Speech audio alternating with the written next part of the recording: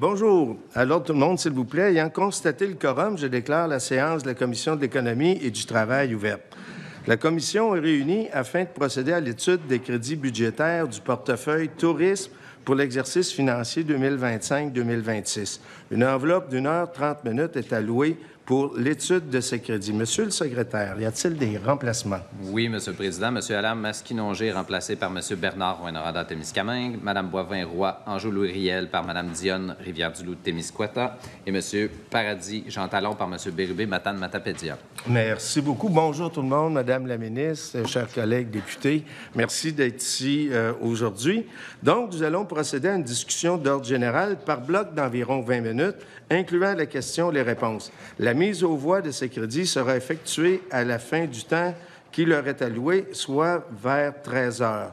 Donc, comme nous avons débuté à l'heure, les travaux pourront se terminer dans la période qui est allouée. Je suis maintenant prêt à reconnaître une première intervention de l'opposition officielle pour un bloc d'échange. Madame la députée de Chomédé, la parole est à vous. Merci, Monsieur le Président. Il me fait plaisir de prendre part à cet exercice parlementaire important qu'est l'étude des crédits budgétaires 2025-26.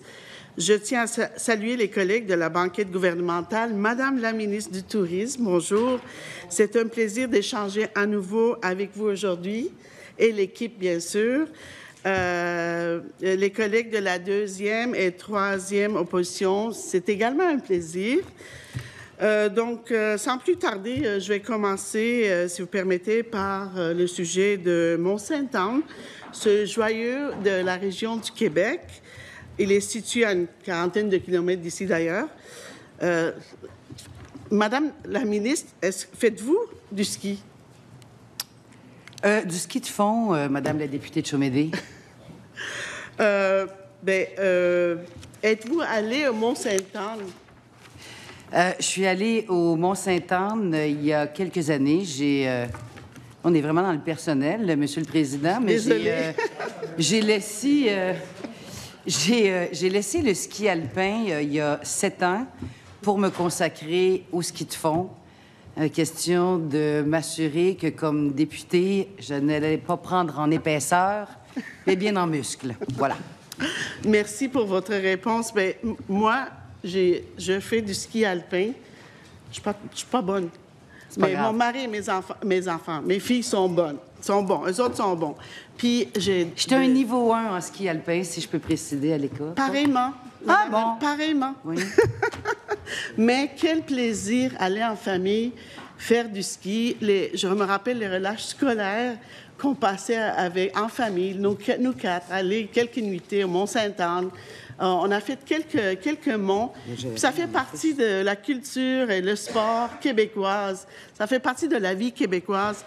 Donc, et en plus, d'ailleurs, grâce à nos plusieurs monts que nous avons des champions comme tellement de noms. C'est des Québécois connus mondialement, comme l'équipe Québec Air Force des années 90.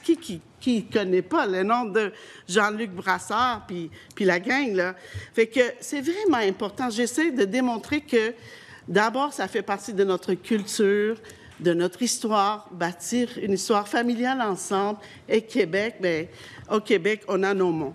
Donc, depuis décembre dernier, le maire de Beaupré, M. Pierre Renaud, ainsi que la mairesse de Saint-Féréol-les-Neiges, Mme Mélanie Couture-Royer, stipulent qu'ils n'ont pas vu ni eu aucun accès au dossier qui a justement fait l'objet d'un litige récemment, soit l'entente de 100 millions entre le gouvernement du Québec et l'entreprise Resorts of the Canadian Rockies, le RCR, l'opérateur du Mont-Sainte-Anne. Or, les citoyens de ces municipalités exigent une plus grande transparence du gouvernement du Québec et de la CEPAC. Les deux maires se sentent menottés et ne comprennent tout simplement pas le mutisme et le refus des instances gouvernementales provinciales et du CEPAC à ne rien dévoiler sur ce dossier. Il y a donc autour de ce sujet une incompréhension et une frustration palpable. Pourquoi, depuis décembre dernier, les maires ainsi que les élus et les citoyens de ces deux municipalités n'ont pas eu accès à l'entente du Mont-Sainte-Anne? Merci, Monsieur le Président. Merci, Madame la députée de Chaumédé. Peut-être mettre en contexte que sous la responsabilité du ministère du Tourisme, il y a l'Association des stations de ski du Québec qui gère, met en valeur 170 stations de ski. Compte tenu des changements climatiques, Madame la députée, au fil des ans, nous sommes, le gouvernement du Québec, arrivé avec ce qu'on appelle le plan montagne, justement pour ne plus asseoir nos stations de ski sur un modèle unique qui est celui de l'exploitation du ski en hiver, de pouvoir diversifier l'offre de nos montagnes de ski et de pouvoir les opérer sur 4 saisons. Ça, c'est en deçà de tout l'investissement qu'on met depuis quelques années sur une stratégie portée par mon collègue de Portneuf, sur une stratégie hivernale, d'ailleurs, et des programmes, entre autres le PADAT, qui va permettre à nos stations de ski, avec l'annonce budgétaire de cette année, de pouvoir financer de l'enneigement compte tenu des difficultés qui peuvent être vécues par nos stations de ski en ce qui a trait à l'enneigement. Et évidemment, le PARIT, on parle de 36 millions de dollars du programme d'aide à la relance de l'industrie touristique qui a été consenti pour le développement de nos stations de ski. Maintenant, pour ce qui est de la montagne Mont-Sainte-Anne, comme vous le savez, elle relève en partie du ministère de l'Économie et de l'Innovation et de la CEPAC, qui est sous la responsabilité de ma collègue responsable des parcs régionaux. C'est un investissement qui était important pour le gouvernement du Québec. Je rappelle, en toute gentillesse à l'égard de la députée de Chaumédé, de l'entente qui avait été convenue par le gouvernement précédent, le gouvernement libéral, faisant en sorte que, malheureusement, la CEPAC avait les mains liées pour 99 ans. Il y a multitude de tentatives qui ont été faites de la part de notre gouvernement pour pouvoir sortir de cette entente-là. Alors, la solution qui a été trouvée au fil des ans, c'est cette annonce-là qui a été faite en décembre 2024 de 50 millions d'investissements pour la modernisation des infrastructures. Je veux juste vous rassurer rapidement en terminant qu'il y aura un suivi très serré de la responsabilité de l'exploitant, qui est RCR, de mettre le même montant pour s'assurer donc que les investissements sont également de la part de l'investisseur de RCR. Avec tout respect, Madame la ministre, si vous pouvez garder juste un peu court, parce que j'ai beaucoup de questions à vous demander. Puis on est un peu sorti du sujet, mais ça va. Concernant la diversification de la montagne, c'est pas la première fois que vous l'annoncez, que vous mentionnez, mais selon l'Association des stations du ski du Québec, ce n'est pas vrai que seulement en variant les activités, cela va assez refouler leur coffre. Ce n'est d'ailleurs pas la seule recommandation afin d'aider nos montagnes. Donc, avez-vous discuté avec eux des autres mesures d'adaptation qu'ils proposent? Bien, comme je vous le mentionnais, Madame la députée, Monsieur le Président, l'Association des stations de ski du Québec est sous ma responsabilité. Donc, bien sûr que nous parlons avec l'Association des stations de ski. Je vous le rappelle, comme mentionné, là, vous m'avez dit que j'étais sortie du sujet, mais c'est 170 stations qu'elle gère. Donc, l'Association des stations de ski du Québec travaille en étroite collaboration avec le ministère du Tourisme pour l'ensemble des stations de ski. Les investissements qu'on met du côté du Mont-Sainte-Anne, c'est une des montagnes les plus prestigieuses au Québec, ne voulant rien enlever aux autres stations de ski. Vous-même, vous l'avez mentionné, Madame la députée. Donc, à la réponse sur le sujet du Mont-Sainte-Anne, des investissements, soyez assurés que notre gouvernement va suivre de très, très près et de s'assurer que les investissements qui sont faits de la part de RCR seront bel et bien remplis. Monsieur les collègues députés, s'il vous plaît, un peu de discrétion. Merci, Madame la ministre. Madame la députée. Merci, Monsieur le Président. Donc, j'aimerais, Madame la ministre, qu'on revienne sur le 100 millions et l'entente et les informations qui ne ressortent pas, ni du ministère, ni du CEPAC, et les demandes des gens impliqués. Pourquoi ce manque de transparence évident dans ce dossier, autant par la CEPAC que le gouvernement du Québec? Ça, c'est une question, là, c'est dans les journaux. Tous les acteurs dans ce dossier-là, que ce soit M. Renault, Mme Couture-Royer, ils ne comprennent pas. Vous avez promis un 50 millions, et puis, mais vous exigez quoi de RCR avec ce 50 millions? C'est quoi vos demandes? Donc, ils ont besoin de transparence, mais ils n'ont aucune information. Pourquoi Pourquoi le manque d'informations? Madame la ministre. Madame la députée, c'est une entente qui est gérée par Économie et ma collègue à la CEPAC. Alors, ce n'est pas une entente qui a été gérée par le ministère du Tourisme. Ce n'est pas sous ma responsabilité. Alors, c'est une entente qui est gérée par le ministère de l'Économie et de l'Innovation. Je vais donc vous inviter à déposer vos questions à la ministre responsable de l'Économie et de l'Innovation, en ce qui a trait donc à cette entente qui a été gérée pour la station du Mont-Saint-Anne. Madame la députée.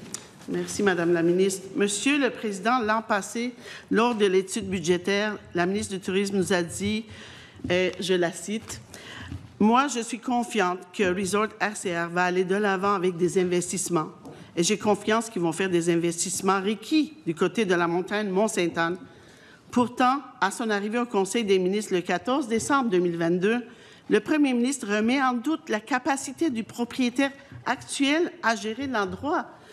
Est-ce que la ministre du Tourisme a toujours confiance en Resort RCR?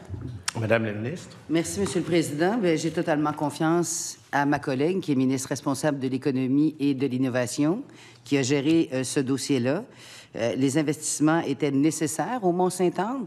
Comme ministre du Tourisme, moi, l'analyse que j'en fais, c'est comment on fait pour attirer davantage de touristes et de capitaux étrangers au Québec.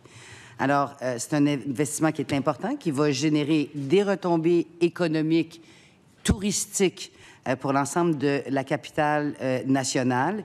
Et oui, nous allons nous assurer que les investissements, tels que signés à l'entente, dont la ministre pourra davantage vous parler, seront faits de la part de RCR. Merci, Madame la députée. Oui, c'est ça. Hein? Donc, merci, Madame la ministre. Le 28 février 2025, nous apprenions que le RCR demeure l'exploitant du secteur Est. Donc, on voit clairement que la confiance est encore présente. Le secteur Est va être confié à une organisation qui a démontré que dans les 25 dernières années, qu'elle ne pouvait pas faire le développement. Monsieur le Président, redonner une entente à cette compagnie est un signe, est-ce un signe d'incapacité du gouvernement? Est-ce que la ministre a écouté les citoyens du terrain? C'est quelque chose qu'on entend souvent, puis je suis comme obligée de demander à la ministre. Avoir la réponse pour le public. Merci, Madame la ministre, s'il vous plaît. Merci, Monsieur le Président. En tout respect, Madame la députée de Chaumédé, c'est la CEPAC. Alors, je veux bien tenter de répondre des dossiers qui relèvent de mes collègues, mais je vais leur laisser ces compétences-là. On en a suffisamment ici à Tourisme. Mais 2 éléments là-dessus, Madame la députée. La CEPAC a eu énormément, plusieurs rencontres avec le comité. Alors ça devrait rassurer les gens. Et bien sûr que la tenue des Jeux du Canada, c'est clair que le Québec ne veut pas échapper à la tenue des Jeux et que les équipes de ma collègue ministre responsable de la CEPAC et celle de l'Économie et de l'Innovation vont s'assurer que les investissements seront faits rondement pour s'assurer de la tenue des Jeux du Canada qui, dans une perspective touristique, est une carte de visite à l'international très importante pour le Québec. Merci, Madame la députée. Merci, Monsieur le Président. Merci, Madame la ministre. Même le Premier ministre, qui a remis en doute la capacité de RCR à gérer l'endroit, alors est-ce que la ministre a levé un drapeau rouge pour dire à son équipe « Non, ce n'est pas une bonne idée pour notre industrie touristique », ce que le Premier ministre avait mentionné. Est-ce que vous avez interféré? Merci, Madame la ministre. On travaille en collaboration. On n'interfère pas au gouvernement du Québec. Ce que je peux vous dire, Madame la députée de... Non, c'est pas grave. Madame la députée de Chaumédé, c'est que la somme accordée est conditionnelle à ce que RCR fasse les investissements sur la montagne. Comme ministre responsable du tourisme, où je souhaite attirer des touristes et devises étrangères, et surtout en lien avec la tenue des prochains Jeux du Canada, c'est clair que, comme ministre responsable du tourisme, je vais m'assurer que la somme accordée conditionnelle à RCR, que les investissements soient bel et bien faits. Merci. Madame la députée. Monsieur le Président, dans un article de Global News le 10 mars 2025, nous apprenions qu'une télécabine pleine de passagers chute au sol à la station Kicking Horse, près de Golden, en Colombie-Britannique, lorsqu'une télécabine est tombée au sol avec plusieurs personnes à bord. les propriétaires de la station qui ont dit ça. Resort of the Canadian Rockies, c'est eux. C'est les mêmes qui sont ici, au Mont-Sainte-Anne, puis nous aussi, on a déjà vécu ça. Monsieur le Président, est-ce que le gouvernement attend un autre drame avant d'agir et de retirer sa confiance en Resort RCR? Ça fait quelques fois, là, ici, là-bas. C'est du jamais entendu. Donc... Madame la ministre. Merci, Monsieur le Président. Merci, Madame la députée. Sécurité d'abord et avant tout, là. Dans toutes les perspectives de l'exploitation de l'industrie touristique de façon beaucoup plus large et pas uniquement concentrée sur le Mont-Sainte-Anne, c'est prioritaire. C'est la réputation du Québec, Madame la députée. C'est clair que c'est sécurité d'abord. Il y a eu la Régie du bâtiment du Québec, comme vous le savez, qui a mené des enquêtes approfondies. La Régie va suivre de très près l'évolution du dossier. Je peux admettre qu'on n'a pas eu toujours des relations très faciles avec l'entreprise. Cette entente-là qui est sur la table nous fait partir sur des nouvelles bases. Puis je veux juste vous assurer que nos investissements sont conditionnels au respect des critères et ceux, entre autres, établis et intraitables de la Régie du bâtiment du Québec. Merci. Madame la députée. Oui? Non, juste t'arrêtes après là. Ah, OK. Merci, Madame la ministre.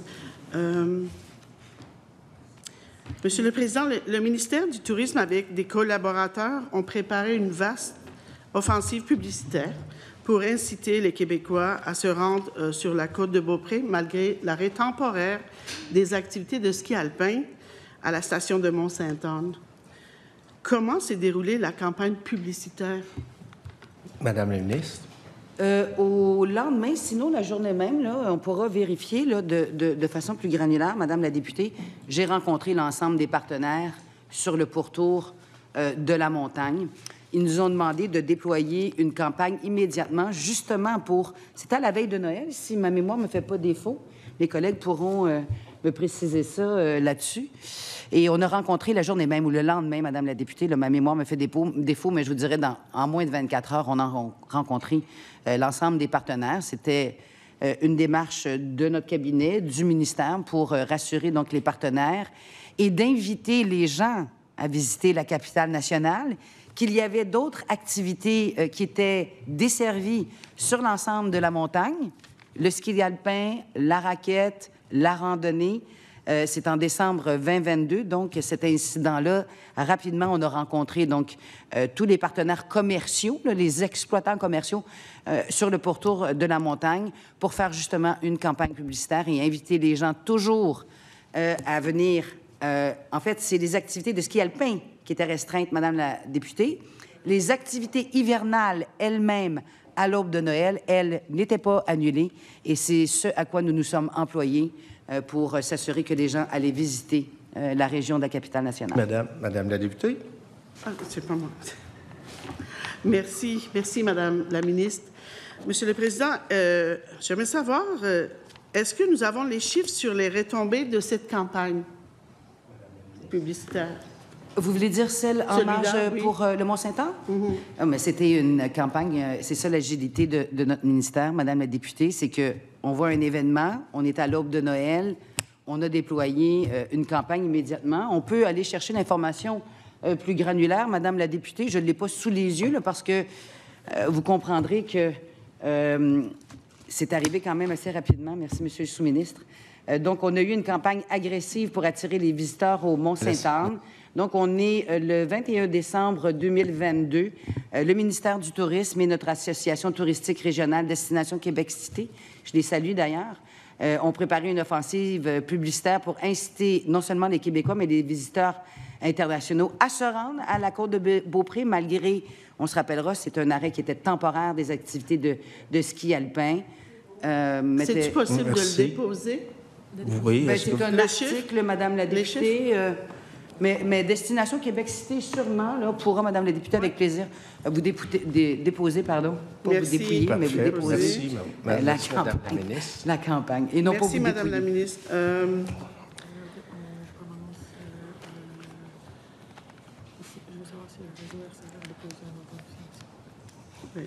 Avec ça, là. Oui, hein? OK. Donc, revenons à RCR, le Resort of the Canadian Rockies. Il prévoit réaliser 3 nouvelles remontées mécaniques, dont je suis sûre vous connaissez, 2 pavillons de service repensés et un nouveau système d'enneigement à la station Mont-Sainte-Anne, bien sûr, dans les 5 prochaines années. Le gouvernement du Québec avance la moitié de 100 millions nécessaires pour ce niveau d'installation dont on est au courant. Est-ce que le RCR a déposé un audit financier? Madame la ministre. Merci, Monsieur le Président. Je vais vous inviter à communiquer avec ma collègue responsable de l'économie et de l'innovation. Merci. Madame la députée. Économie. OK. Elles sont confidentielles, Madame la députée, en fait. Comment? Okay. Les ententes sont confidentielles, c'est ça que je veux dire. Ah, OK, OK. Madame la ministre, au-delà de la gestion problématique du Mont-Sainte-Anne, il faut aussi parler des défis structurels qui affectent toutes nos stations de ski, incluant celle-ci. La facture d'électricité pour les opérations d'enneigement a explosé de 50 % en un an en raison de la tarification actuelle d'Hydro-Québec qui pénalise l'utilisation d'énergie après la mi-décembre. Pourtant, avec le réchauffement climatique, l'enneigement doit maintenant se faire de plus en plus tard, en janvier, février, voire mars. Les conditions météorologiques rendent impossible l'enneigement en novembre, comme le voulait l'ancien modèle tarifaire. Quelle représentation votre ministre a-t-il fait auprès d'Hydro-Québec et du ministère de l'Économie pour ajuster ces tarifications pour venir en aide à l'industrie? Madame la ministre, 1 minute. Alors, je reviens à l'Association des stations de ski du Québec qui nous a déposé ces demandes-là, raison pour laquelle on a mis en place un plan montagne pour diversifier les activités commerciales, non seulement sur le ski alpin. Il y a des démarches qui sont faites, là. On accompagne l'Association des stations de ski. Elle a des discussions présentement avec Hydro-Québec afin d'explorer une plus grande flexibilité tarifaire, permettre un enneigement plus précoce. Il y a des discussions qui se poursuivent présentement entre les différents partis. Donc, Hydro-Québec et l'Association des stations de ski du Québec. Merci. 30 secondes.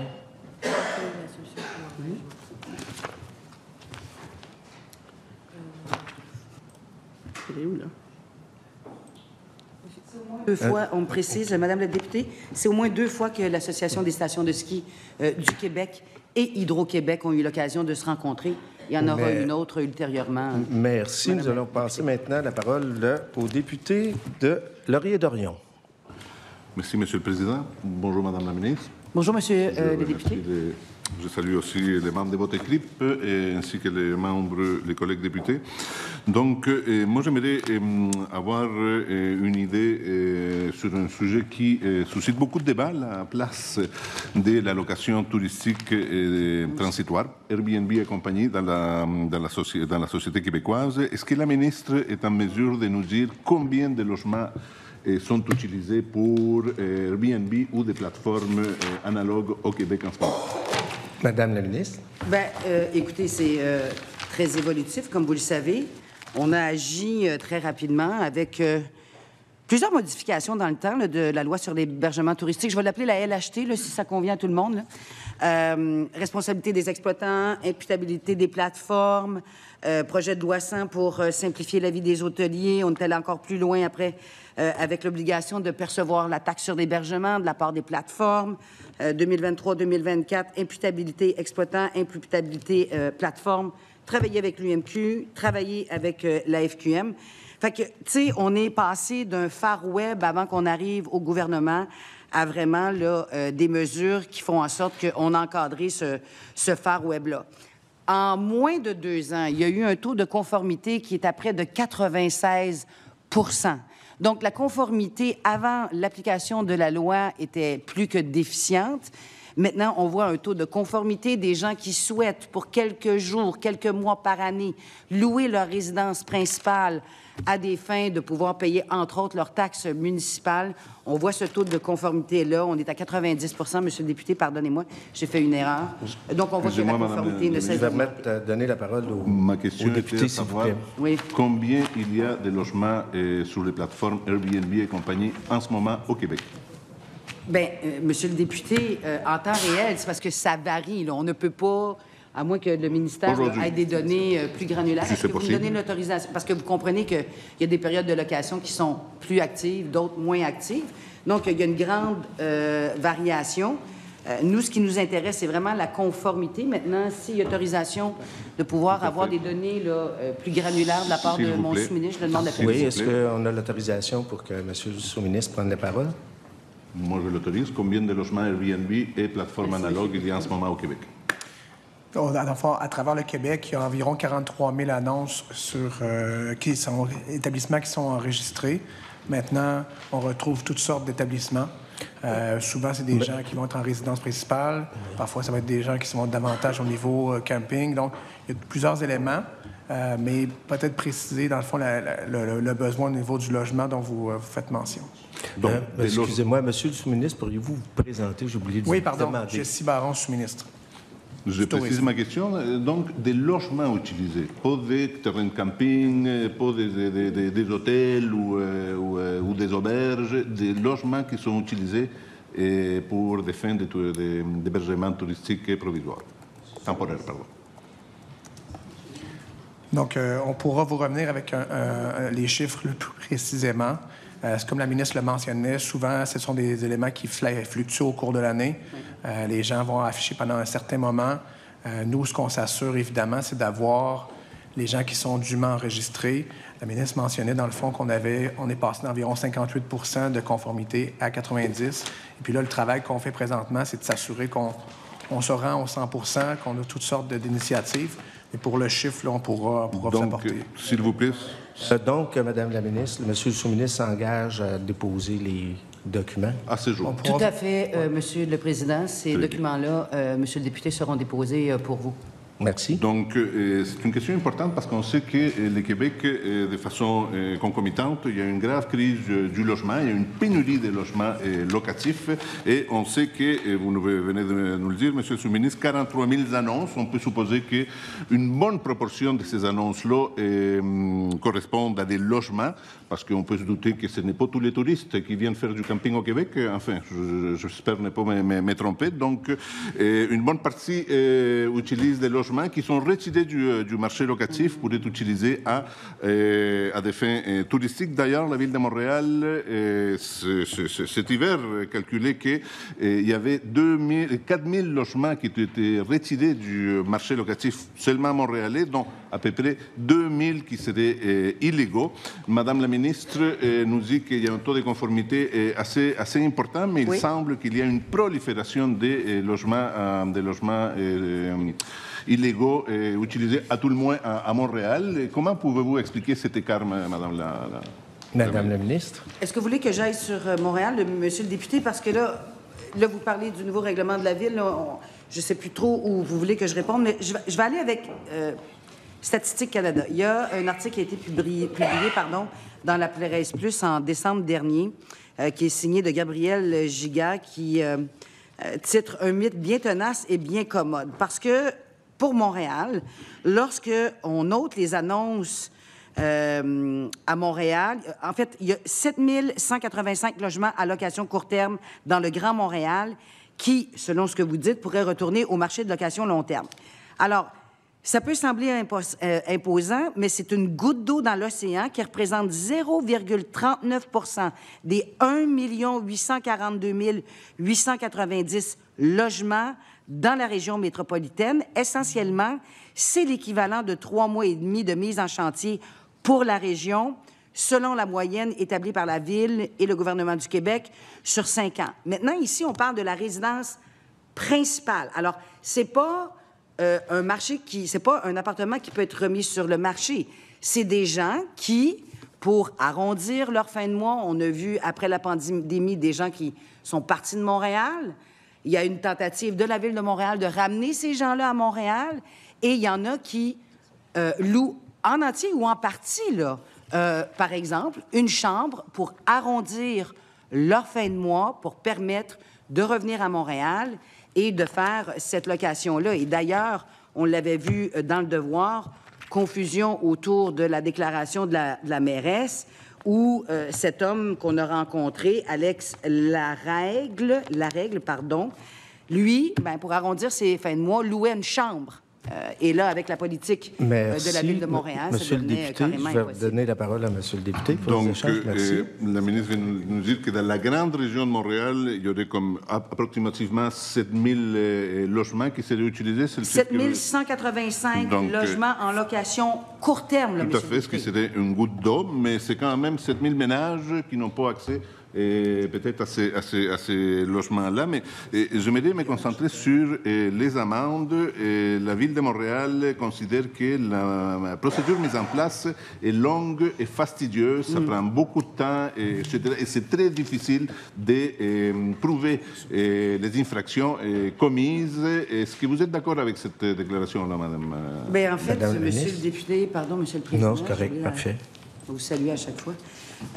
Monsieur le député, comment vous expliquez que la Ville de Québec et le maire Marchand et la Ville de Lévis ont réussi, il y a 2 ans, compte tenu de la façon dont ils souhaitaient exploiter l'hébergement courte durée sur leur territoire, parce qu'on se rappelle qu'au départ, c'est la Ville qui décide. On doit demander à la Ville, à l'arrondissement, s'il n'est permis de faire de l'exploitation courte durée de type Airbnb. Alors, Québec et Lévis, au dépôt de la loi, eux ont décidé d'établir le carré de sable dans lequel ils souhaitaient avoir de l'hébergement courte durée. Ils l'ont fait il y a 2 ans. Jamais j'entends parler de Lévis, jamais j'entends parler de Québec. Montréal a attendu à cette année 2 ans. Elle a néanmoins, dans les arrondissements qui le permettaient, donné des permis d'exploitation d'hébergement courte durée. Elle a permis ça. Elle aurait pu, en amont, dire « Je vais arrêter d'en émettre, je vais regarder ce qui se passe sur mon territoire et je reviendrai plus tard. » Maintenant, mon inquiétude avec le règlement de Montréal, c'est qu'on ramène l'hébergement illégal. Et pour revenir à la question de sécurité, la collègue y faisait référence avec le Mont-Saint-Anne. Ma priorité, c'est de s'assurer que les gens qui viennent au Québec, à Montréal, soient en sécurité dans l'hébergement touristique de courte durée. Et ça m'inquiète qu'on ramène le Far Web. Tout à fait, Merci, monsieur le député. Vous avez bien raison de vous inquiéter parce qu'il y a eu des décès, vous le savez bien, et à cause de l'hébergement touristique via Airbnb, les bâtiments qui ont brûlé dans via Montréal il y a quelques temps. Et donc, 2 personnes qui sont décédées, 2 touristes. Comment pensez-vous, et c'était du Airbnb illégal, comment pensez-vous éviter ces situations-là? Madame la ministre. Depuis les 2 dernières années, j'invite tous les collègues à être très prudents sur la question d'associer des tristes décès et la location courte durée. J'invite tout le monde à la grande, grande prudence. On se rappellera que la Ville de Montréal avait admis avoir levé le pied sur les inspections des bâtiments à Montréal. On se rappellera que le service des incendies de Montréal était sorti à cet égard-là pour rectifier, corriger certains éléments qui avaient été présentés par la mairesse. Et là, maintenant, il y a une enquête en cours. Croyez-moi, monsieur le député, croyez-moi, je veux qu'il y ait des gens qui soient responsables de cet incendie-là, mais ce n'est ni les plateformes, ni les pauvres victimes qui sont responsables de ça. Il y a une enquête en cours, puis je suis à la même place que vous là-dessus. J'ai hâte que l'enquête aboutisse. Merci, On est à la monsieur même le député. J'aimerais passer à un autre sujet. L'industrie touristique connaît en ce moment une grave pénurie de main-d'œuvre. Je suppose que vous êtes au courant. Et beaucoup d'entreprises hôtelières font un usage important de la main-d'œuvre temporaire étrangère, les travailleurs temporaires, et ils sont très fragilisés par le fait que les programmes pour les travailleurs temporaires vont être considérablement réduits. Est-ce que vous avez fait des représentations auprès du ministère de votre collègue, ministre de l'Immigration, pour tenir compte de la situation particulière de l'industrie touristique? Je défends toujours... Pardon, Monsieur le Président, je vais y arriver d'ici à la fin. Je vais toujours défendre les intérêts de l'industrie touristique. C'est 4,3 milliards de devises étrangères en 2023 qu'on a entrées. 4,3 milliards de devises étrangères, 2,5 milliards de US, 600 millions dans les coffres de l'État. Je vais toujours défendre l'industrie touristique. Il y a une situation économique qui a changé, Monsieur le député. Un taux de chômage chez les jeunes, particulièrement 15 à 24 ans, notamment, qui retournent aux études, qui s'établit aux dernières données à 16,7 %. Donc, en hausse par rapport à 2023 de 12,9 %. Il y a là, donc, un bassin extraordinairement intéressant pour travailler dans l'industrie. C'est saisonnier, donc ça répond à des jeunes qui quittent les études à la fin mai. L'autre élément qui est très important, c'est qu'au 4e trimestre de 2024, il y avait 11 275 postes qui étaient vacants dans l'industrie touristique, dans les principaux secteurs de l'industrie touristique, je devrais dire. Un taux de postes vacants, donc, de 3,3 %, ce qui illustre une nette amélioration par rapport à la même période l'année passée, qui était à 4,7. Donc, dans l'ensemble de l'économie, on est à 0,3 points de pourcentage au-dessus de la moyenne provinciale. L'industrie touristique sera toujours une industrie qui sera en pénurie de main-d'œuvre. C'était 15 000 à mon arrivée en 2018. On a réussi à baisser ce taux-là à 11 000. Député, 1 minute 24. Oui, donc vous nous dites qu'il y a une sorte de fatalité concernant la pénurie de main-d'œuvre, mais Pardon? ma question, une sorte de fatalité concernant la pénurie de main-d'œuvre, il y en aurait toujours, vous m'avez dit, mais la question que je vous ai posée, est-ce que 70% des entreprises hôtelières ont déclaré dans un sondage qu'ils utilisaient au moins 10% de leur main-d'œuvre, souvent pour les postes les moins bien payés, cuisiniers, préposés à la réception, entretien et ménager. Ma question était très claire, est-ce que vous avez fait des représentations auprès du ministre concernant les intérêts concernant la main-d'œuvre temporaire auprès du ministre de l'Immigration? Madame la ministre, 45 secondes. CQRHT, Conseil québécois ressources humaines en tourisme, 6,3 millions depuis 2020, justement, travaille avec le ministère, avec des partenaires pour réduire les enjeux de main-d'œuvre, particulièrement dans le secteur touristique. C'est un partenaire du ministère du Tourisme. Il travaille avec nous pour augmenter nos cohortes de travailleurs dans l'industrie touristique. Et c'est ce à quoi on s'emploie. 6,3 millions depuis 2020 avec le Conseil québécois de ressources humaines en tourisme. Merci. 15 secondes, Monsieur le député. Vous n'avez pas fait des représentations auprès de votre collègue concernant la pénurie de main-d'œuvre dans l'industrie hôtelière? Je vais toujours défendre l'industrie touristique auprès de quels que soient mes collègues et le premier ministre pour s'assurer que les besoins de l'industrie sont répondus. Madame la ministre. Je cède maintenant la parole au député de Matane-Matapédia. Merci, M. le Président, Madame la ministre et gens qui vous entourent. Palais des Congrès de Montréal. En 2023, j'avais rendu public des échanges entre votre PDG, qui est toujours en poste, et votre équipe. Et je cite ce que j'avais évoqué, et ça va nous permettre de faire le bilan d'où on est maintenant. Le statu quo condamne le palais à une lente marginalisation accompagnée d'une diminution marquée des retombées économiques générées, des emplois créés et des recettes fiscales pour les gouvernements. En 2022, juste avant, le ministre des Finances avait décrété devant un parterre de la Chambre de commerce du Montréal métropolitain que ce n'était pas nécessaire un agrandissement. On a échangé en 2024 à ce sujet-là. Vous avez dit qu'il n'y avait pas d'échéancier que vous étiez en mesure d'annoncer à ce moment-là. Ma question, M. le Président, est-ce que la ministre est capable de nous indiquer à quel moment on va procéder à l'agrandissement du Palais des Congrès de Montréal? Madame la ministre. On est allé en termes de priorité, Monsieur le député. Vous avez été responsable de ce portefeuille-là. La priorité première, si je peux être redondante dans ma phrase, c'était le stade olympique. Alors, il y avait de l'inaction du côté du stade olympique. On perdait beaucoup de revenus autonomes pour le parc olympique. Donc, la priorité a été mise sur la réfection, le remplacement de la toiture. Alors, je salue la PDG qui est présente. Là où le bas a fait mal, je vais vous le dire, Monsieur le député, c'est notre collaboration avec le gouvernement fédéral. Je pense que ça va vous faire sourire là-dessus. Lorsque je suis arrivée en poste à l'époque, j'ai rencontré la ministre responsable du tourisme. Est-ce que j'ai le droit de nommer le nom des députés fédéraux? Il faut que j'aille sa circonscription. Oui. OK. Oui. Madame Joly. Donc, j'ai eu une rencontre avec Madame Joly pour lui dire, écoutez, vous avez financé un tiers, Calgary et Toronto. Vous devez absolument venir aider le gouvernement du Québec et nous aider donc pour le Palais des Congrès de Montréal. Ça a changé de portefeuille. C'est M. Rodriguez qui a été responsable des infrastructures que j'ai rencontré à mon cabinet ici à Québec pour lui dire pourquoi y a-t-il un traitement inégal entre l'investissement du gouvernement fédéral pour Calgary et Toronto et il n'y en a pas pour Montréal. En terminant, Monsieur le député, je vous dirais que le lien architectural, là, c'est pour les fins connaisseurs que vous êtes là, du Palais des Congrès, a fait en sorte que le dossier a été infiniment ralenti par le premier mandat de l'administration Plante. Vous vous souviendrez. Oui, je vais donner la parole, s'il vous plaît, au député. Pardon, Monsieur le député. J'apprécie des éléments que je n'avais pas. Parce qu'effectivement, Toronto, Vancouver, Calgary nous dépassent parce que on n'est pas capable d'agrandir. Les expropriations sont faites, c'est prêt. J'ai vu il n'y a pas tellement longtemps qu'il a fallu investir 100 000 $ pour refaire en partie des toits de bâtiments promis à la démolition. On en est là.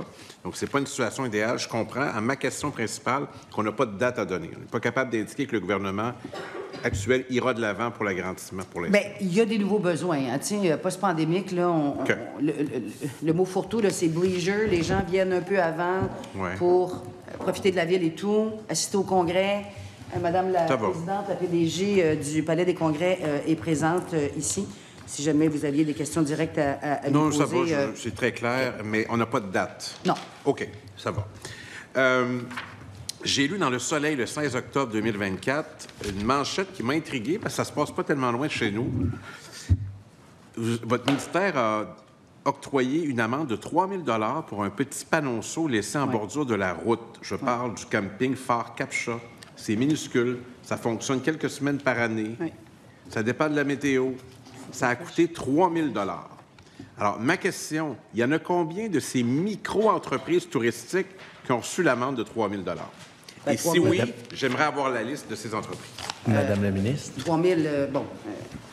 Je peux déposer l'article. Oui.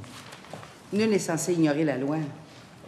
Mais moi, 2020... Attendez, monsieur le député. Vous me posez une question? Mais je ne peux pas ignorer la réponse. Donc, si vous pouviez arriver avec la réponse, ça ouvre une belle conversation. Bien, moi, je ne demande pas mieux d'avoir des belles conversations avec vous, monsieur le député. Il y a quelqu'un dans votre équipe. Alors, combien d'entreprises et lesquelles? C'est juste ça ma question. Bien, combien d'entreprises et lesquelles, je ne l'ai pas là, sous les yeux présentement. Mais non, mais ce que je veux vous dire, c'est que, monsieur le député, les hôteliers, les campings nous avaient demandé à l'époque où on a adopté le projet de loi 100, les panonceaux, les classificateurs qui viennent dire que 3 tiroirs, ça vaut 2 points, puis un drap à 300 fils, ça vaut 2 points. Aidez-nous à nous alléger ça réglementairement par là.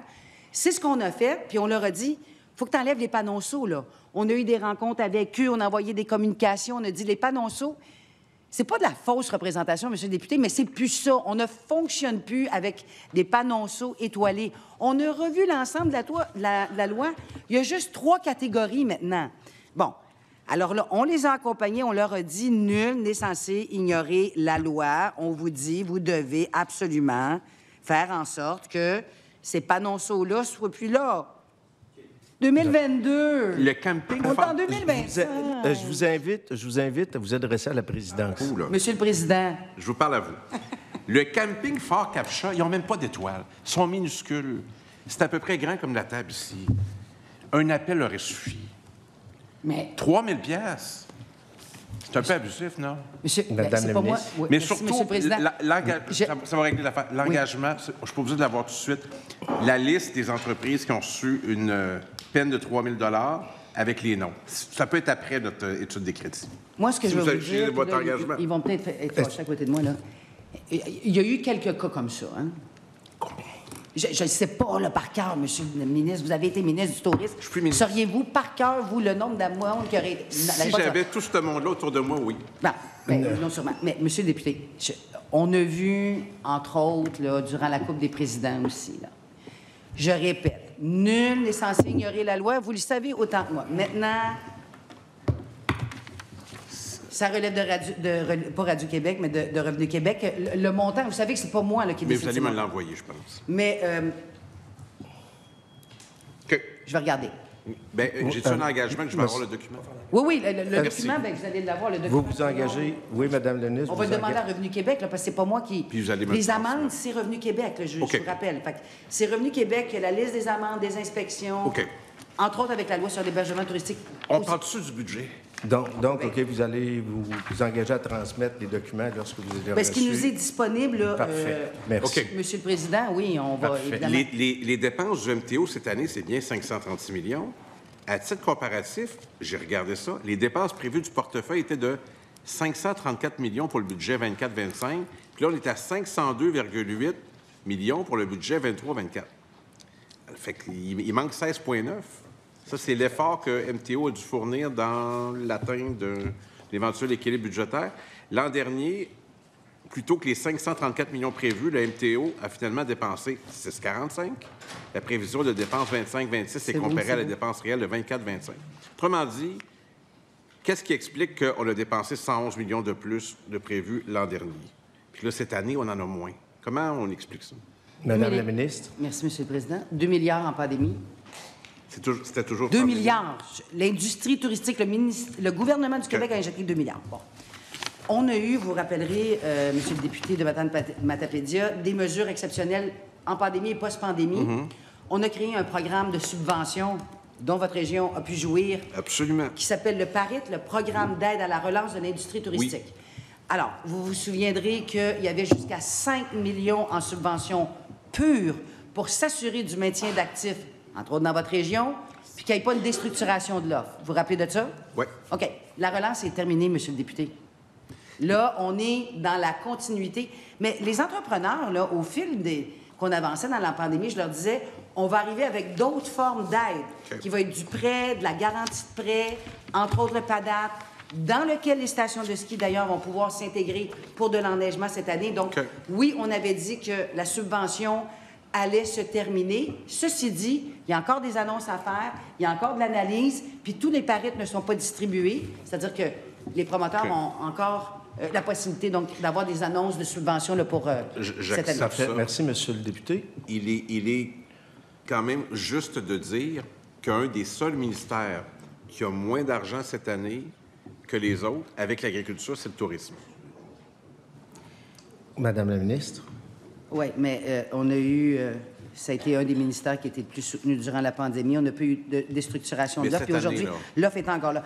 Il y a plusieurs programmes qui arrivaient à échéance au 31 mars 2025. Ça, c'est la première des choses. Puis notre cadre d'intervention touristique, c'était le cadre qu'on avait mis en place durant la pandémie pour se donner toute l'agilité du monde puis pouvoir financer, entre autres, les festivals, les événements, même s'ils ne se tenaient pas, là, si vous vous rappelez. Tantôt, j'ai parlé du Palais des Congrès, mais...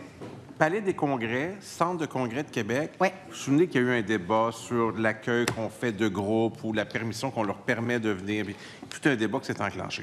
Est-ce que vous avez dû, dans les 2 dernières années, refuser des groupes, des événements qui voulaient se tenir dans un des 2 endroits, soit le Centre de congrès de Québec ou le Palais des Congrès de Montréal, pour des raisons qui appartiennent au gouvernement? C'était arrivé une fois, ça a été très médiatisé. Je me souviens d'être intervenu moi-même là-dessus. Assez proche de votre sens, d'ailleurs, si je me souviens bien, de ce que vous aviez dit. En espérant que vous allez y rester. C'est-à-dire? Votre position, j'entends. Ah, bien, quand c'est bien, je le dis, hein? Quand c'est bien, je le dis. Est-ce que c'est arrivé dans les 2 dernières années qu'on a dû refuser des groupes qui voulaient tenir des événements? Sinon, si oui, lesquels? En ce qui a trait, Monsieur le Président, merci. En ce qui a trait au dossier auquel fait référence, vous comprenez qu'il est judiciarisé, donc on n'ira pas là. On n'ira pas là. On le connaît. Je vais laisser le soin à Madame la PDG du Palais des Congrès ou du Parc olympique ou du Centre des congrès, mais je ne peux pas croire que je vais dire ça, là. Il y a eu un événement dans le temps qui a été annulé au Stade olympique. Pas le Monster Truck, là. Non. C'était... Je peux pas croire que je vais dire ça. On va Allez, faire dites-le. Infoman, c'est sûr. Ben non. Ça s'appelait Vulve et Bulle. Et le PDG a jugé que c'était inapproprié de tenir. Je peux pas croire. Alors, c'est ça qui a été annulé. C'est annulé. monsieur. On ne pourra pas y aller. Non. C'est le seul. Il n'y en a pas d'autres. Non. Parce qu'ils ont des critères rigoureux pour tenir des événements. C'était quoi qui accrochait? Je vais vous laisser le soin de deviner ce qui aurait pu accrocher. C'était pas les bulles. C'était un Mais accord. c'était pas.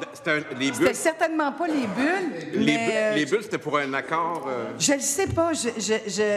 Vous pourrez écrire à l'ancien On va PDG, monsieur Mon monsieur collègue est en Labrec. train de taper ça, mais je suis pas sûr que l'ordinateur nous Mais, permet d'avoir accès.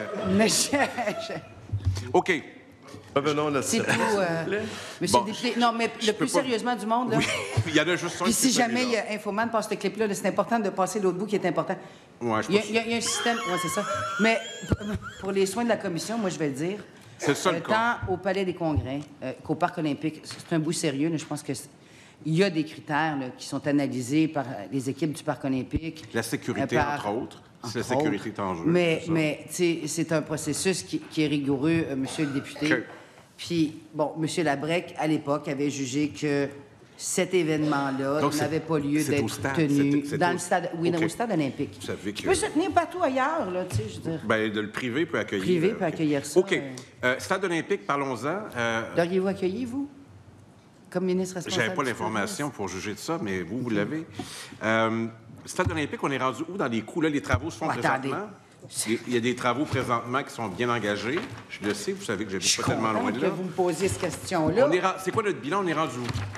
J'ai-tu le droit de présenter un article, Vous avez tous les droits, madame. Oui, j'ai tous les droits. Regardez si c'est beau, ça. Je sais que c'est en anglais, monsieur le député. J'ai vu un truc aérien. Mais c'est le seul quotidien... C'est le seul quotidien... Ouais, devant Et là, votre ça nous micro, donne-tu madame. le prix, ça? C'est le seul quotidien qui a eu l'honnêteté de présenter... De pas que les- big O, comme ils disent en Ouais. anglais. Vous voyez le titre? On budget, On time. On time. On time, on budget. on time, on budget, modèle collaboratif. Quel prix? Honnêtement, je suis très fière des équipes de Joël Brodard, ma nouvelle reste, PDG qui est ici. 55 C'est quoi le chiffre? 55 secondes. Donc, 55 secondes, on a fini les travaux de démantèlement de la Le toile, de la prix. structure. Le prix. On budget, on time. Oui, mais On l'a donnez-nous le établi. budget, puis je vais vous Mais oui, dire mais ça. on l'a présenté l'année passée, au mois de février. On a fait Ben là, 28 700 382 Pouvez-vous nous le entrevues fournir? à 870 millions, monsieur le député. On budget, on time. Ben oui, mais- Deuxième partie, on démantèle l'anneau technique, monsieur le député, qui commence Oui. présentement. Faisons-le, mais je vais avoir le prix. On est Le rendu prix de où quoi? dans les travaux? Le prix des travaux en 25 termes- Un chiffre absolu. ben, là. On est 25 rendu- de 870 millions. OK. Et vous allez pouvoir nous fournir une grille de où on est arrivé. On est où sur les travaux? Ben, je vais demander à la PDG, là, qui est beaucoup Si vous lui plus, demandez, je pense que ça va se faire. Non, mais de pouvoir nous donner les détails, parce que vous comprenez, dans le niveau granulaire, là, je suis pas... Ah, vous mais avez je- été responsable du... À plus ou moins 5 milliards, je suis preneur. Non, mais l'ensemble de l'enveloppe, Merci. 70 millions, Merci. 25 des travaux Merci. sont J'aille en je- éducation à côté. Merci, je Madame la transmets ministre. maintenant. Merci, je passe la parole maintenant à la représentante de l'opposition officielle, Madame la députée de Chaumédé. À vous la parole. Merci, Monsieur le Président. Nous allons rapidement commencer par la Coupe des présidents de la PGA. Dans un article de Marie-Josée Paquette-Courmont du 9 avril 2025, ça fait pas longtemps, nous apprenions qu'il y a eu 3 fois moins de visiteurs provenant de l'extérieur du Québec, soit un total de 13 156 personnes seulement. Les retombées économiques de 70 millions de dollars annoncées par la ministre sont toujours en cours d'évaluation.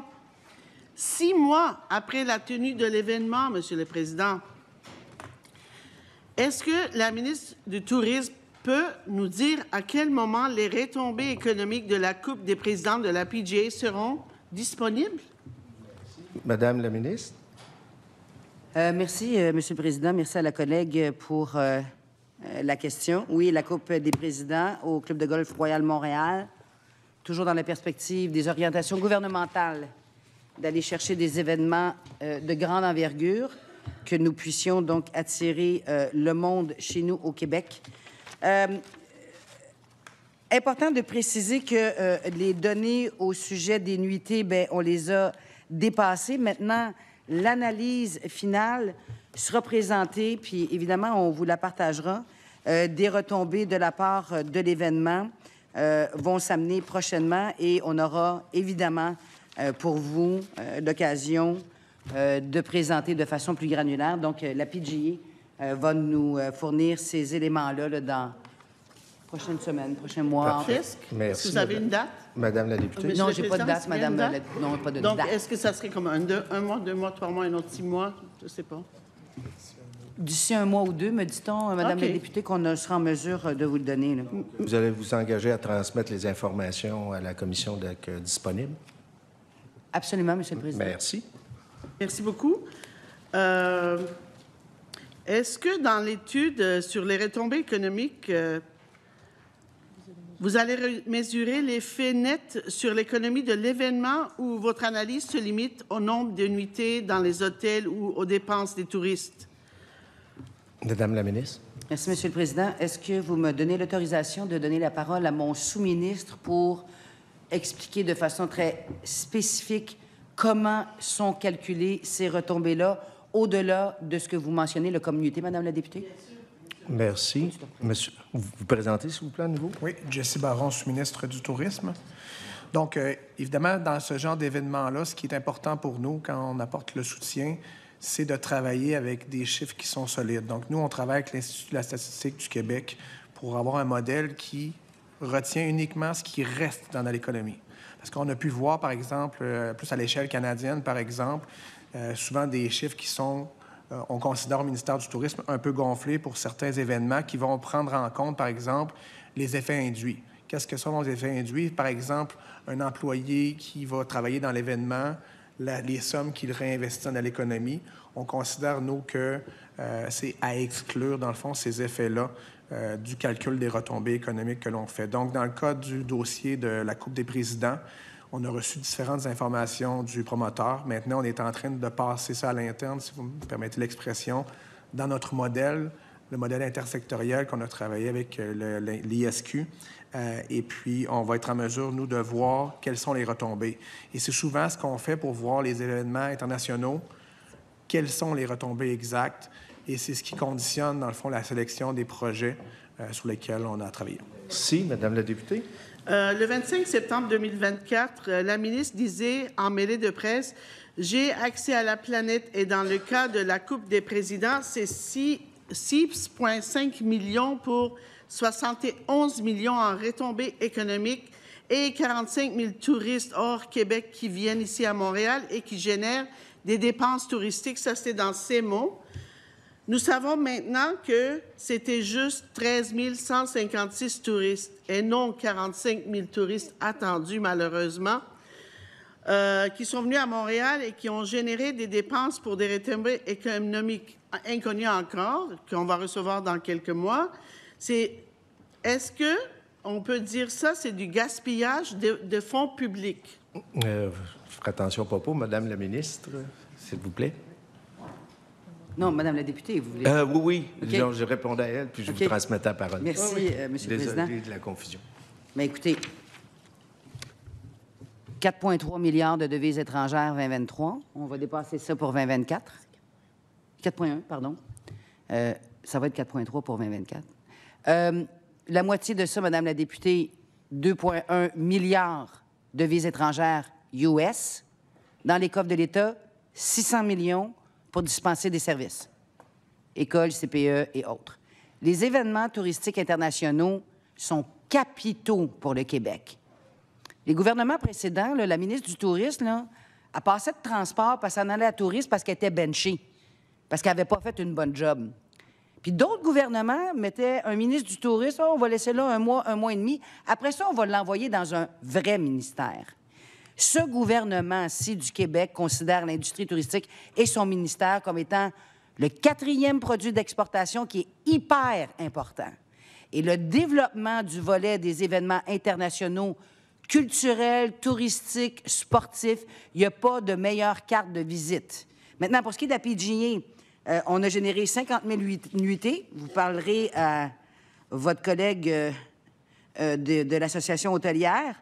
50 000 nuitées. Je pense que les hôteliers de Montréal étaient extraordinairement contents. 60 des 75 000 jours participants totaux ont été générés par des visiteurs. Donc, on parle de Québécois au Québec, mais également des touristes. Alors, l'idée d'investir dans des événements internationaux, la confrontation des 4 nations, je ne sais pas si ça dit quelque chose à quelqu'un, là, ça a pas mal bien marché pour le Québec avec un investissement quand même assez minimal. Madame la députée. C'est beau ce que vous dites. Madame la ministre, ce qu'elle dit, c'est vraiment beau à écouter, mais le gouvernement du Québec, on est déficitaire de combien? 13,6 milliards avec le dépôt de crédit dernièrement. Donc, les milliards que vous dites que le tourisme apporte, on doit aller chercher encore plus, 4-5 fois. Mais on n'a pas de résultat. On va l'avoir dans 2 mois. Donc, on ne sait pas combien ça nous a rapporté. On ne parle pas général et ce n'est pas suffisant. Pour le PGA, c'était quoi les retombées? On ne sait pas. Donc, on va le savoir dans presque 2 mois peut-être. Mais le fait, c'est que les 13 156 personnes, c'est ça les montants qu'on a reçus et non qu'est-ce qui était attendu. Et puis le montant qu'on a mis, le 6,5 millions, puis on s'attend à 71 millions. Donc, vous êtes confiante qu'on va avoir 71 millions. C'est ça que vous êtes en train de me dire. Madame la ministre. Merci, M. le Président. La PGA, on va avoir les données, on va vous les fournir. 5 millions Grand Prix de Formule 1 du Canada. Parce que vous parlez des grands événements, là, vous avez demandé la question, vous avez posé la question, est-ce que, et je vous cite, le gouvernement du Québec gaspille des investissements dans des événements sportifs internationaux? La F1, 5 millions, 70 millions à retomber. Sur les grands événements, là, soyons très clairs. Montréal est plus sur la courte liste des grandes villes pour avoir des grands événements. Le remplacement de la toiture du stade olympique, un investissement pour les 50 prochaines années, c'est ça qu'on veut faire. Les grands événements, là, trompez-vous pas, là. Toronto, il veut le Grand Prix de Formule 1 du Canada. Puis l'Alberta veut le Grand Prix de Formule 1 du Canada. Puis Vancouver le veut. Puis vous avez vu la Formule 1 qui rentre sur le marché américain, puis qui se divertit. Oui, mais c'est parce que vous me parlez des grands événements, vous avez dit qu'on dilapide des sommes. Tous les grands événements sportifs, ça a ramené 4,1 milliards de devises étrangères. Pour la PGA, on va avoir les données. On s'est engagé, le ministère et moi, à vous les fournir. Donc, merci. Sur le PGA, je ne veux pas qu'on soit parce que j'ai beaucoup de questions. On va voir les résultats. Je ne peux pas l'inventer. Je vais être claire, là, je ne peux pas l'inventer. On va attendre les résultats, puis on Merci. jugera rendu là. Oui. Espérons qu'on aura les 71 millions attendus. Monsieur le Président, la ministre a dit aussi, je vais vous répéter ce que vous avez dit, j'ai dit non à la FIFA. On ne dit pas oui à tout, c'est bien. On regarde les critères et on va avec ceux qui rapportent le plus en termes de visibilité et de retombées économiques. La FIFA, là, c'est connu international. Je me rappelle quand j'étais jeune, il y avait un Pelé, le Brésilien. Je ne connaissais pas Brésil, je ne connaissais pas, mais mon père parlait de Pelé, le Brésilien. Puis avant ça, il y avait Diego, l'Argentin. Mais David Beckham, là, le mari de Spice Girl, écoute, le Real Madrid. Donc, vous pensez FIFA n'était pas important. Quels sont les critères de la ministre pour évaluer la visibilité et les retombées économiques afin de dire oui à un grand événement sportif? Lorsque je marche, je conduis dans les rues, là, malheureusement, beaucoup de terrains de baseball changent en soccer. Le soccer, au Canada, en tout cas, ça monte en flèche, mais mondialement, la FIFA, c'est gros. Et vous avez dit non. Donc, c'est quoi vos critères, s'il vous plaît? Madame la ministre. Du simple au double et du double au simple lorsque j'ai annoncé que je me retirais de la FIFA. Donc, les sommes que la FIFA m'avait présentées 1 an et demi plus tard ont doublé et on passait de 8 matchs à 4 matchs ou 2 matchs. Puis les matchs qu'on avait, là, je fais de l'humour, là, on allait avoir Kazakhstan contre Vatican. Là. À un moment donné, c'est suffisant. On fait des analyses rigoureuses de la part. Je suis très sérieuse, là. Passer du simple au double en termes de demande avant d'avoir le cahier de charge final de la FIFA. Demandez à Toronto comment ça va, l'explosion des coûts pour tenir la FIFA. Ils sont rendus à 1 milliard pour avoir des matchs de la FIFA.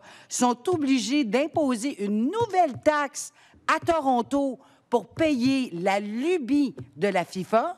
À Vancouver, ils sont également à friser le milliard de dollars pour avoir la tenue de match du côté de Vancouver. Nous, on a agi hyper rapidement. D'ailleurs, Martin Leclerc a écrit un méchant bon article là-dessus. En quelle année? Je ne sais plus. En 2023, pour dire, est-ce que le Québec était devin sur le dossier de la FIFA? Good call. À la députée. Merci. Monsieur le Président, cet été, nous attendons à un bon achalandage, d'après ce qu'on entend, dans notre magnifique province.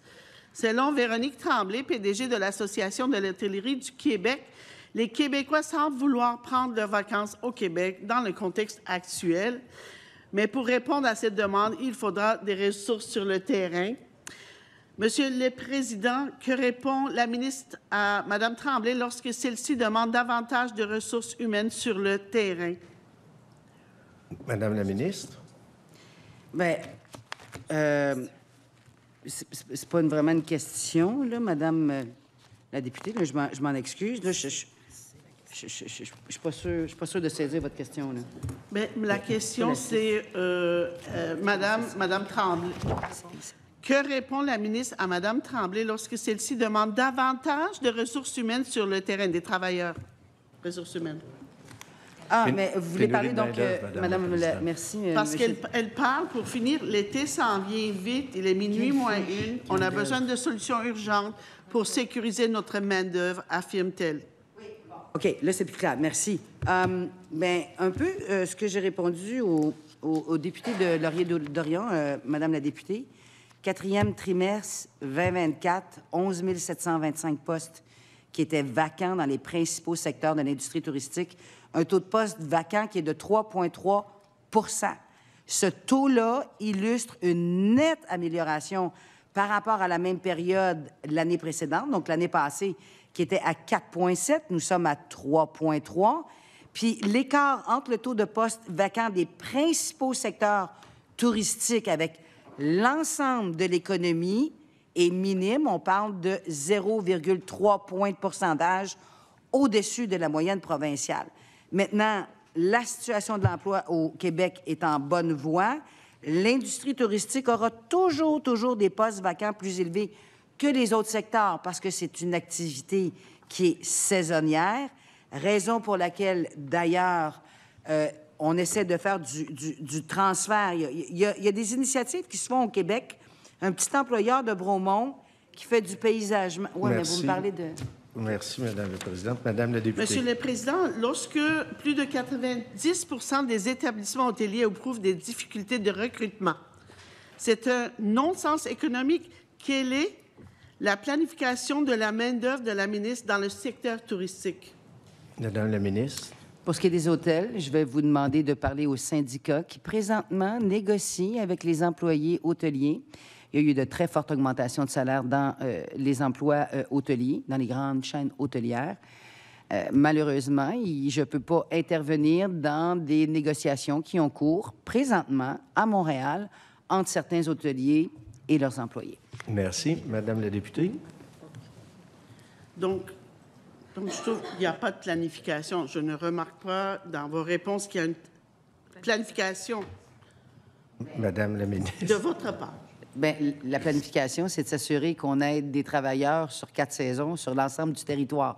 Maintenant, vous parliez de Mme Tremblay, vous avez fait référence aux hôtels. Présentement, et il y a eu au cours de cette dernière semaine et derniers mois, des conflits entre certains hôteliers et leurs représentants syndicaux. Je ne peux pas me mêler de discussions et de négociations, Madame la députée, malheureusement. J'aimerais ça, mais je ne peux pas. Ça ne relève pas de moi. Merci, je vais Madame élaborer la députée. là-dessus. Merci, Monsieur le Président. Merci Madame la ministre.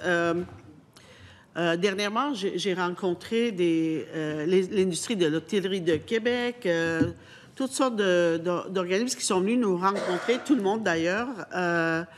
Et puis, ils ont parlé de la manque de main-d'œuvre. Et puis, les travailleurs étrangers temporaires avec un seuil de 10 ça nuit à l'industrie du tourisme parce qu'il y a des écoles, ils donnent des cours de massothérapie et ces étudiants travaillent dans l'hôtel du coin. Donc, en coupant, en mettant 10 le seuil pour les TET, mais ça fait que ces gens-là doivent quitter ou ils ne peuvent pas les garder. Ils doivent retourner. Et puis, on manque de l'expérience de ces gens-là et on manque d'employés. On parle surtout de ça. C'est ça qu'ils nous ont mentionné et non des ententes syndicales. C'est le mur à mur gouvernemental sur le seuil de 10 qui nuit à l'industrie de tourisme. Donc, c'est ça la question. Qu'est-ce que vous planifiez afin qu'on trouve une solution? Puis ça n'a pas de rapport avec les syndicats, cette partie-là. Madame la ministre. Monsieur le Président, quand je suis arrivée en poste, il manquait 15 000 employés dans l'industrie touristique. 15 000. On a eu une pandémie, là, c'est tombé à zéro. On comprend que l'industrie était à zéro. Les gens sont allés se relocaliser ailleurs. Il y avait besoin de revenus. Là. On ne peut pas les blâmer pour ça. Ils sont revenus. Aujourd'hui, on est à 11 725 postes. Je vous rappelle que c'est, oui, souvent des emplois saisonniers qu'on essaie de pérenniser sur l'ensemble de l'année. Les 15 à 24 ans, 16,7 de taux de chômage, une hausse par rapport à l'année dernière de 12,9. Il y a une qualité disponible sur le marché présentement pour ce qui est des travailleurs étrangers temporaires. Mais je pense que le gouvernement du Québec a été clair. Ça a été une demande du premier ministre, M. Legault, au nouveau premier ministre, M. Carney, en ce qui a trait donc aux travailleurs étrangers temporaires, de pouvoir réduire la pression sur le Québec, manque de logement, entre autres. Donc, je crois que présentement, il y a le nombre suffisant d'employés. On n'est pas là après la pandémie où c'était beaucoup plus tragique. Merci, Madame la députée. Concernant les Airbnb, voilà 1 an et demi que la nouvelle loi sur l'hébergement touristique a été appliquée pour contrer les hébergements illégaux. Depuis, plus de 200 hôteliers à travers la province ont reçu des amendes allant de 1 500 à 3 000 $ et souvent pour des manquements mineurs. L'idée de cette loi-là, c'était de s'assurer que l'hébergement à court terme soit surtout bien réglementé. On est en train d'aller toucher les hôtels où on connaît, ils sont là. Et puis, on cherche des excuses. Donc, c'est un problématique. Est-ce que... J'ai une question là-dessus. Est-ce que ces amendes-là, allant de 1 500 à 3 000 $, avec tout ce qu'on entend là, est-ce que la ministre a un plan pour régler cette situation pas plaisante là, pour les hôteliers? Madame la ministre. Nul n'est censé ignorer la loi. Les hôteliers sont au courant des lois qu'ils doivent respecter. On a travaillé les cadres législatifs du PL 100, du PL 25 et de leurs règlements, entre autres avec les hôteliers, Madame la députée. Donc, si les hôteliers ont enfreint la loi, bien, je les invite à communiquer avec Revenu Québec, mais nul n'est censé ignorer la loi. Merci, Madame la députée. 1 minute. Oui, je comprends, mais parce qu'il faut donner un avertissement avant. On ne peut pas juste donner des amendes comme ça sans donner un avertissement. À ces hôtels-là, ils ne font rien d'illégal. Oh, il manque un certain document ou quelque chose. C'est ça qu'on a entendu dans les journaux. Madame la députée, on veut contrer l'hébergement touristique illégal au Québec. C'est quoi le rapport avec les hôteliers hôtels? doivent être les premiers. Excuse-moi, mais c'est quoi le rapport avec les hôtels? Les hôtels, en cas, c'est écrit hôtel. Il y avait quelque chose qui manquait, puis c'est 3 000 $. Ça n'a pas de rapport avec les hébergements illégaux, ça. C'est des hôtels. C'est sur Google Maps, là, hôtel. C'est pas illégal pantoute. Il y a une erreur administrative. Ils peuvent le corriger. Mais là, c'est 3 000 $, c'est trop. Je veux dire, on veut que tout le monde respecte les lois, mais c'était pour les hébergements illégaux et non pour les hôtels. On est en train de nuire des 3 000 $. Vous ne trouvez pas que c'est exagéré? Madame la ministre, 30 secondes. Nul n'est censé ignorer la loi. Tous doivent se conformer à la loi sur l'hébergement touristique au Québec. Si on contrevient à la loi, on doit être puni. Il y a encore des policiers sur la route parce qu'on ne met pas notre ceinture de sécurité. Est-ce qu'on devrait dire « Oh, c'est juste la première fois, tu as oublié de mettre ta ceinture, je ne te donnerai pas de contravention ». Il y a encore des barrages routiers parce que des gens consomment de l'alcool. Merci. Nul n'est censé ignorer la loi. Ministre. Je cède maintenant la parole au côté gouvernemental et à la députée de Rivière-du-Loup-Témiscouata.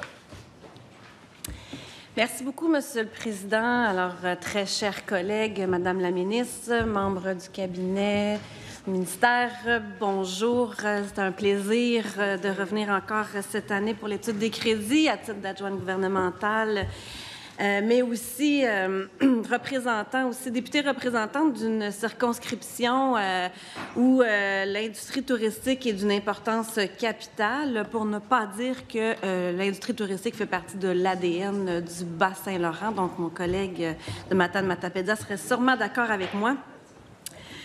Vous savez, dans le contexte de la guerre tarifaire, on l'a vu, hein, il y a eu beaucoup d'articles dans les médias dernièrement également pour signifier qu'il y a là des belles opportunités pour le développement touristique. Les Américains veulent venir nous visiter, donc c'est très positif. Il y a eu plusieurs sorties à ce niveau-là, puis je suis sûre également, Madame la ministre, que vous avez vous aussi pris conscience de ces opportunités-là. Bien entendu, depuis plusieurs années, on le voit au niveau de l'hébergement touristique, mais au niveau de la société en général, comment les plateformes numériques ont bouleversé nos vies. Dans toutes les sphères de notre vie. Je peux d'ailleurs en témoigner à titre de présidente de la commission spéciale qui se penche présentement sur le temps d'écran et les réseaux sociaux chez les jeunes. Force est de constater, après 10 mois de réflexion, qu'on ne peut pas bannir ces plateformes-là.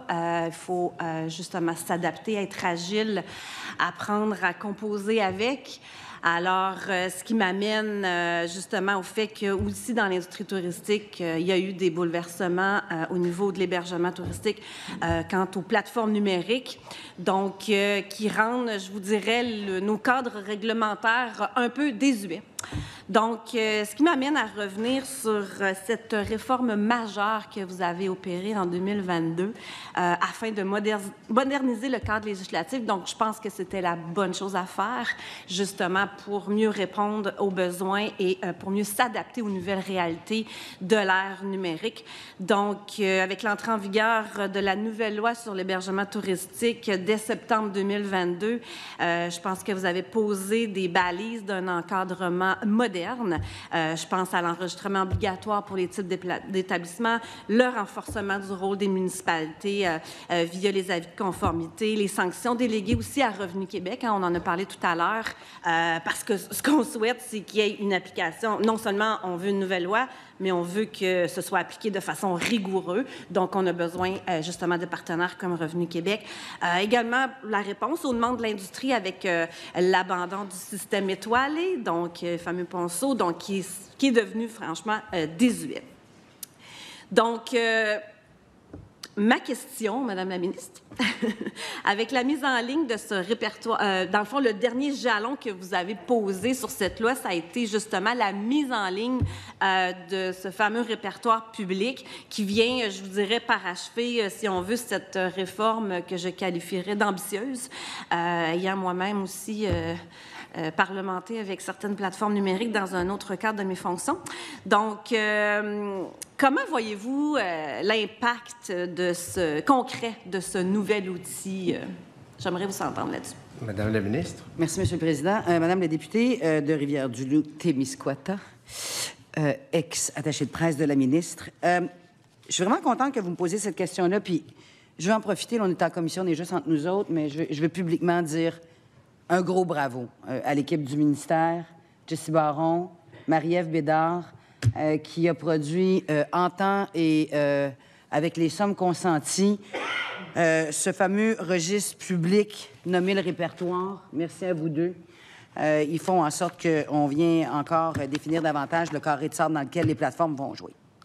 Bon, alors, répertoire. J'ai appris des choses très intéressantes de la part de ma sous-ministre associée du registre. 16 décembre 2024, en fait, pas vrai, 9 avril 2025, il y a eu 127 400 consultations au répertoire des établissements d'hébergement touristique enregistrés et comptabilisés depuis son entrée en vigueur. L'outil, non seulement pour nous, qui voulons voyager au Québec l'été prochain, de pouvoir aller voir de visu si c'est bel et bien enregistré, parce que vous aviez, Madame la députée, là-dedans, le statut d'enregistrement, chaque établissement qui est enregistré, sa catégorie, son numéro d'enregistrement. Mais ce qui est le fun avec le répertoire, c'est que on peut continuer à pogner les petits coquins. C'est eux autres qu'on veut pogner les petits coquins. Et avec le répertoire, bien, le Programme général de dénonciation de Revenu Québec, fait que quand tu vas sur le répertoire, puis ton voisin à côté fait comme « Regardons, c'est le répertoire, l'adresse de mon voisin n'est pas là, il n'est pas enregistré. » Bien, vous pouvez, avec le Programme général de dénonciation de Revenu Québec, lever le téléphone, appeler Revenu Québec puis dire « Il y a de l'hébergement touristique illégal à côté de chez nous. » Il y a eu 6 000 dénonciations. 6 000. Fait que l'outil que le ministère a mis en place, ça sert non seulement à l'intérêt des Québécois de pouvoir se magasiner, se chercher un hébergement touristique dûment enregistré au Québec, aux touristes internationaux aussi, mais ça aide dans notre démarche générale de contrer l'hébergement touristique illégal au Québec. Et encore bravo à l'équipe du ministère, à Jessie et à Marie-Ève, qui, en temps et en budget, ont réussi à produire ce registre-là, qui est accessible sur québec.ca, soit dit en passant. Les gens qui souhaitent le consulter est mis à la disposition du public. Merci, Madame la députée. Merci, Madame la ministre. La parole maintenant au député de Portneuf. Merci, Monsieur le Président. Bonjour, Madame la ministre. Bonjour aux équipes qui vous entourent. À mon tour d'adresser mes remerciements. C'est vraiment du bonbon, Madame la ministre, de travailler avec l'équipe du ministère, avec l'équipe de DQC, avec votre cabinet. Et je vous remercie de m'avoir confié cette responsabilité de donner un coup de main dans la capitale nationale. Mais vraiment, c'est un plaisir de le faire parce que tout le monde collabore et tout le monde souhaite faire la différence dans la capitale nationale. Alors, je tenais à prendre quelques secondes pour le dire. L'industrie touristique aussi, je comprends que les représentants de groupes parfois ont tendance à sans cesse réclamer un petit peu plus, puis c'est leur rôle. Mais moi, les acteurs touristiques que je rencontre, parce que je suis très impliqué dans ce milieu-là, les acteurs que je rencontre dans la capitale nationale sont vraiment tous enchantés des retombées qui sont générées par les gestes qu'on pose tout au long de l'année dans la région de Québec. Et on le rappelle, hein, la région de Québec, c'est pas seulement cette belle ville qui est Québec, qui est d'ailleurs reconnu au patrimoine de l'UNESCO, mais c'est aussi Portneuf et Charlevoix. Vous savez que dans ma circonscription, j'ai notamment la vallée Bras du Nord qui s'illustre particulièrement en vélo de montagne et le parc naturel régional de Portneuf, mais je sais que vous accordez un attachement tout particulier justement aux deux régions qui viennent juxtaposer cette belle ville de Québec. En 2024, justement, des records ont été établis, plus 12% de dépenses touristiques en 2024. Je me souviens du plan ambitieux que vous m'aviez présenté et que le Premier ministre avait espéré qu'on puisse atteindre. Et là, je me rends compte que plus on avance dans le temps, et bien plus on se dirige vers cet objectif pour la région de Québec, avec plus de 4,3 millions de visiteurs, 2,5 milliards de dollars de retombées, sont vraiment des résultats exceptionnels. On le sait, la saison estivale est à nos portes, et puis là, c'est un petit peu plus facile finalement, parce que justement, avec les beautés du territoire, avec cette belle ville de Québec, eh bien, on est un aimant naturel pour une clientèle qui vient à la fois des États-Unis, mais bien entendu des autres provinces du Canada et bien entendu aussi de la France. Mais on veut accroître cette affluence sur les 4 saisons. On a plus de défis au printemps et puis plus de défis à l'automne. Je sais qu'on met aussi un bel accent sur le tourisme d'affaires parce qu'ils peuvent venir pallier à ces moments un petit peu plus creux qu'on rencontre durant l'année. Donc cette vision de tourisme hivernal qu'on a aussi su insuffler grâce au travail, encore une fois, avec DQC. D'ailleurs, j'ai eu l'occasion de soit vous accompagner, soit vous représenter de beaux événements dans la ville de Québec, le pôle hivernal de Québec par exemple, Carnaval, toujours aussi à vouloir se réinventer, à apporter quelque chose de nouveau, l'illumination du Vieux-Québec cet hiver, le marché de Noël d'antan. Bref, juste pour l'hiver, c'est 2 millions de dollars qui ont été injectés pour dynamiser le tourisme hivernal. Donc, je pense que tout le monde l'avoue, on est sur une belle lancée. Sauf que cette belle lancée, eh bien, il ne faut absolument pas la freiner. Au contraire, il faut continuer de lui donner ses impulsions. Et puis, on parle souvent, on peut pas se reposer sur nos lauriers et dire « Ah, c'est déjà beau ici, c'est déjà bien ». On doit repenser à une nouvelle forme de tourisme, notamment l'hiver avec ces conditions météo qui sont un peu différentes. On sait que la motoneige peut... en tout cas, l'industrie de la motoneige vit avec des enjeux qui sont un peu différents. Mais là où je voudrais vous entendre, c'est justement il y a quoi d'autre dans les plans? Il y a quoi d'autre qu'on va pouvoir mettre en place prochainement justement pour préserver cette belle lancée, mais encore l'amplifier? Merci, Madame la ministre. Je vais en profiter, Monsieur le Président, pour saluer publiquement le travail de mes 2 adjoints gouvernementaux. La députée de Rivière-du-Loup-Témiscouata est arrivée à mon cabinet, a fait un travail colossal du répertoire ou du déficit d'hébergement touristique et de son répertoire sur l'ensemble du Québec. Elle a fait un travail admirable. Je tenais à saluer publiquement votre travail, Madame la députée. Monsieur le député de Portneuf, vous avez pris à bras-le-corps le tourisme hivernal pour la belle grande région de la capitale nationale. Vous êtes investis avec notre industrie, vous êtes partenaires tous les 2 avec moi, vous m'interpellez, vous êtes proactifs, vous êtes présents. Du fond du cœur, je veux saluer votre travail d'adjoint gouvernemental de la ministre du Tourisme.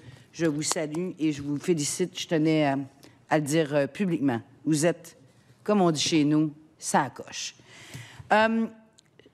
Il nous reste peu de temps. Je vais peut-être vouloir avoir des conclusions puis saluer tous les collègues. Tourisme hivernal, industrie touristique, été, automne, hiver. Ce qu'il faut se rappeler, c'est une chose. Présentement, dans la guerre commerciale qu'affronte le Québec, le Canada, une bonne partie de la planète, l'industrie touristique est à l'abri des tarifs. On n'est pas impacté par les tarifs de celui qui occupe présentement le bureau ovale. Profitons-en. Très prochainement, aux assises, on va avoir des gens qui vont nous expliquer comment on doit aller encore plus loin avec notre stratégie sur la côte est américaine, qui sont des partenaires d'affaires depuis toujours. On a des liens culturels avec la côte est. Les Gauvin, c'est des Gauvins, puis les Poulin, c'est des poulains. On va continuer de travailler avec les États de la côte est, entre New York, Boston, Chicago, Maine, Massachusetts, New Hampshire, Vermont. Il y a une proximité. On va continuer de travailler avec nos partenaires, tant du MRIF, mais vous, mes 2 adjoints, pour continuer d'entrer davantage de touristes, parce que oui, on est à l'abri des tarifs. 4,1 milliards 2023. L'objectif, c'est d'arriver à 5 milliards en 2026. C'est un objectif qui est ambitieux, mais je pense qu'on est absolument capable de remplir ça. Puis, oui, vous avez raison, on doit toujours se renouveler. On ne peut pas s'asseoir sur nos lauriers. Il faut continuer d'innover puis d'investir dans notre industrie pour continuer d'attirer des gens. Le Centre des congrès de Québec a cette responsabilité-là commerciale. Palais des Congrès de Montréal a cette responsabilité-là. Le formidable Parc olympique a ça. Chacune de nos ATR, nos associations touristiques sectorielles, mais d'abord et avant tout, nous, les Québécois, qui allons accueillir des Canadiens, des Québécois et très certainement des Américains avec l'accueil chaleureux et légendaire qui nous est connu à travers le monde, de continuer d'être cette belle terre d'accueil. Puis quand j'entends un Français devenu Québécois parler de l'industrie touristique, je sais de quoi vous parlez. Vous êtes pas mal maître en la matière en Europe, en France. Mais je suis très contente de voir que vous mettez l'épaule à la roue pour faire... Merci beaucoup, Madame la ministre. Merci à tous les collègues. Le temps alloué à l'étude des crédits budgétaires du portefeuille tourisme étant presque écoulé, nous allons maintenant procéder à la mise aux voix des crédits. Le programme 1, intitulé Direction, administration et gestion des programmes, est-il adopté? Sur division. Le programme 2, intitulé Développement du tourisme, est-il adopté? Sur division. Le programme 3, intitulé Organisme relevant du ministre, est-il adopté? Sur division. Finalement, l'ensemble des crédits budgétaires du portefeuille tourisme pour l'exercice financier 2025-2026 est-il adopté? Sur division, merci. En terminant, je dépose les réponses aux demandes de renseignement de l'opposition.